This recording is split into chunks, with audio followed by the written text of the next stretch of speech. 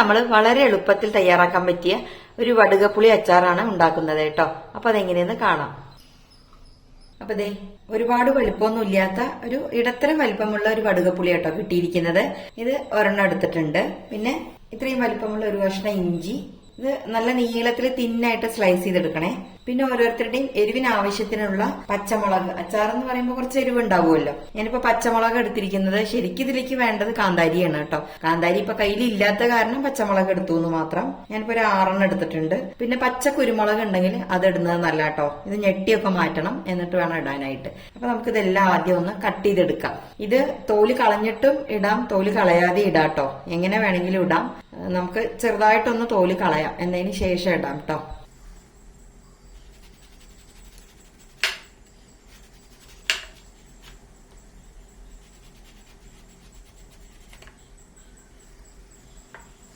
എന്താ വേണ്ടെന്നാണ്, തോല് കളയണോ കളയണ്ടെന്നുള്ളൊരു സംശയമായി. നമുക്കൊന്ന് നോക്കാം എത്രത്തോളം കയ്പുണ്ട് എന്നുള്ളത്.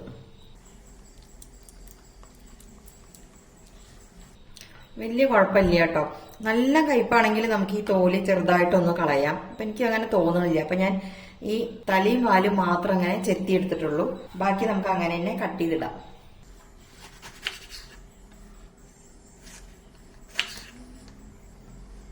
ഇനി നമുക്കിതിനെ ചെറുതായിട്ട് കട്ട് ചെയ്തിടാം കേട്ടോ. നമ്മളിതിങ്ങനെ തുടുത്ത കളറിലല്ല ഉണ്ടാക്കുന്ന കേട്ടോ. നല്ലപോലെ തിന്നായിട്ട് സ്ലൈസ് ചെയ്തെടുക്കണേ.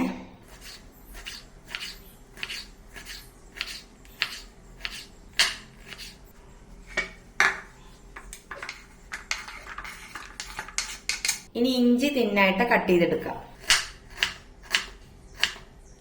എല്ലാം നമ്മൾ നീളത്തിലാട്ടോ കട്ട് ചെയ്യുന്നേ.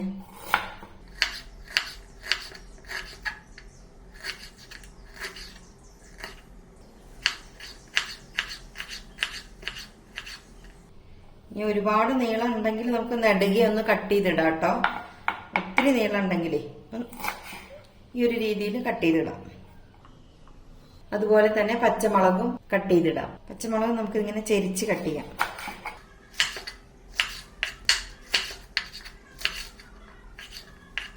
കാന്താരി കിട്ടുകയാണെങ്കിൽ കാന്താരി തന്നെ ഇടണം കേട്ടോ. ഇതിന് ആ ടേസ്റ്റ് കിട്ടുക ശരിക്കും കാന്താരി മുളക് ഇടേണ്ടത്. അടുത്ത് നമുക്ക് കുരുമുളക്, ഇത് നല്ലപോലെ കഴുകി എടുത്തതാട്ടോ. ഇതിലതേ ഇത് മാത്രം ഇടാം. ഇതിന്റെ ഈ തണ്ടൊന്നും ഇടരുത്. ഈ മുളക് മാത്രമാക്കിയിട്ട് എടുത്തിടാം. എനിക്കിപ്പോ കുറച്ച് കുരുമുളകേ കിട്ടിയിട്ടുള്ളൂ കേട്ടോ. കുറച്ചും കൂടി, അതായത് നിറച്ചൊരു കൈപ്പിടിയൊക്കെ ഇടാം. കുരുമുളകിന്റെ ടേസ്റ്റ് ഇഷ്ടപ്പെടുന്നവർക്ക് അങ്ങനെ ഇടാം. പിന്നെ ഇപ്പോഴാണെങ്കിൽ കുരുമുളകൊക്കെ ധാരാളം കിട്ടുന്ന സമയമാണല്ലോ. അപ്പൊ കിട്ടുന്നവരൊക്കെ ഇത് ഇടാനായിട്ട് നോക്കൂ കേട്ടോ. ഇനി നമുക്ക് ഇതിലോട്ട് ആവശ്യത്തിനുള്ള ഉപ്പ് ചേർത്ത് കൊടുക്കാം. അച്ചാറാവുമ്പോ എപ്പോഴും ഉപ്പ് കുറച്ച് മുന്നോട്ട് നിൽക്കണമല്ലോ. ഒപ്പം നമുക്ക് കുറച്ച് വിനീഗർ ഒഴിച്ചു കൊടുക്കാം. 2 ടേബിൾ സ്പൂൺ എടുത്തിട്ടുണ്ട് കേട്ടോ. നല്ല പുളിയുള്ള വടുകപ്പുളിയാണ് എടുത്തിരിക്കുന്നെങ്കിൽ 1 ടേബിൾ സ്പൂൺ മതിയാവും. അപ്പൊ നമ്മള് 2 ടേബിൾ സ്പൂൺ എടുത്തിട്ടുണ്ട്. ഇനി നമുക്ക് ഇതിലോട്ട് കുറച്ച് തിളപ്പിച്ചാറിയ വെള്ളം ഉണ്ടല്ലോ, അത് ഒഴിച്ചു കൊടുക്കാം. നല്ലോണം തിളപ്പിച്ച് ചൂടാറിയതാണ് കേട്ടോ. അതിനുശേഷം നന്നായിട്ട് മിക്സ് ചെയ്ത് കൊടുക്കാം. ഇതില് നമ്മള് എണ്ണ ഒന്നും ഒഴിക്കില്ല, വറുത്തിടുന്നൊന്നുമില്ല കേട്ടോ. കുറച്ചുകൂടെ ഉപ്പ് വേണം. നന്നായിട്ട് യോജിപ്പിച്ചെടുക്കുക. ഈ ബൗള് നന്നായി തുടച്ച് വൃത്തിയാക്കിയതാണ് കേട്ടോ. അതിലോട്ടാണ് നമ്മൾ ഈ വടുകപ്പുളി കട്ട് ചെയ്ത ശേഷം ഇട്ടിരിക്കുന്നത്. എപ്പോഴും നമ്മൾ ഒട്ടും നനവില്ലാത്ത പാത്രത്തിൽ വേണം ഇതൊക്കെ ചെയ്യാനായിട്ട്. കുരുമുളക് കുറച്ചുകൂടി കൂടുതൽ വേണ്ടതാണ്. ഇപ്പൊ കയ്യിലില്ലാത്ത കാരണം നമ്മൾ ഈ ഒരു രീതിയിൽ ഇട്ടു എന്ന് മാത്രം കേട്ടോ. ഇത്രയേ ഉള്ളൂ. ഇത് നമുക്ക് കഞ്ഞിക്കും നല്ല തൈര് ഒഴിച്ച് ചോറിന്റെ കൂടെയൊക്കെ കഴിക്കാൻ നല്ല ടേസ്റ്റ് ആട്ടോ. ഇത് നമുക്ക് ഇതുപോലെ നല്ലൊരു എയർ ടൈറ്റ് ആയിട്ടുള്ള ഗ്ലാസ് ജാറിലാക്കി വെക്കാം. അപ്പൊ ഇത്രയേ ഉള്ളൂ. വളരെ എളുപ്പമല്ലേ. നമ്മളിതില് എണ്ണ, മുളക് പൊടി ഒന്നും ഉപയോഗിക്കുന്നില്ല. സാധാരണ നമ്മൾ ഉപ്പിലിട്ട് വെക്കുന്ന പോലെയാണ് കേട്ടോ. അത് കഴിക്കാൻ നല്ല ടേസ്റ്റുമാണ്. അപ്പൊ ഇങ്ങനെ ചെയ്യാത്തവരുണ്ടെങ്കിൽ ഒന്ന് ചെയ്തു നോക്കണേ. ഇതുപോലെ ഗ്ലാസിന്റെ ജാറിലോട്ട് ആക്കി വെക്കാം.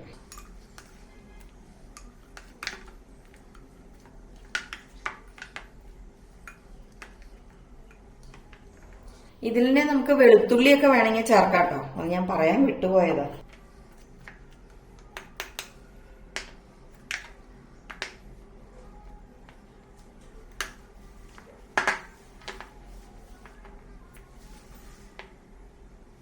അപ്പോൾ വീഡിയോ കണ്ട് ഇഷ്ടമായെങ്കിൽ ലൈക്ക് ചെയ്യാനും സബ്സ്ക്രൈബ് ചെയ്യാനും ഷെയർ ചെയ്യാനും ആരും മറക്കരുത്. വീണ്ടും നല്ല നല്ല റെസിപ്പിയുമായി വരുന്നത് വരയ്ക്കും. ബൈ.